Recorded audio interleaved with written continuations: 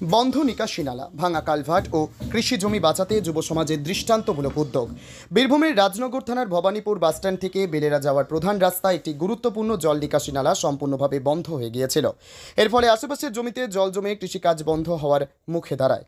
একই সঙ্গে রাস্তায় থাকা পুরনো কালভার্টটি ভারী গাড়ি চলাচলের চাপে প্রায় ভেঙে পড়েছিল, যা যাতায়াতের জন্য মারাত্মক ঝুঁকি হয়ে দাঁড়ায়। এই অবস্থায় প্রশাসনিক সাহায্য না পেয়ে স্থানীয় কিছু যুবক ও কৃষক মিলে মাত্র 3 ঘন্টার স্বেচ্ছাশ্রমে নালাটি পরিষ্কার করে দেন। আবার সচল হয় জল নিষ্কাশন ব্যবস্থা, ফলে জমিগুলো চাষযোগ্য হয়ে ওঠে। একই সাথে ক্ষতিগ্রস্ত কালভার্টটিও সাময়িকভাবে মেরামত করে যান চলাচলের উপযোগী করা হয়। এলাকার মানুষের আবেদন, এই রাস্তায় প্রতিদিন প্রচুর ভারী গাড়ি চলাচল করে। আমাদের একটাই অনুরোধ, একটি নতুন মজবুত কালভার্ট তৈরি হোক, যাতে ভবিষ্যতে বড় কোনো দুর্ঘটনা না ঘটে এবং কৃষি জমিরও ক্ষতি না হয়। এই ঘটনার মাধ্যমে আবারও প্রমাণিত হলেও সচেতন নাগরিকেরা চাইলে নিজেদের চেষ্টাতেই বড় পরিবর্তন ঘটাতে পারেন।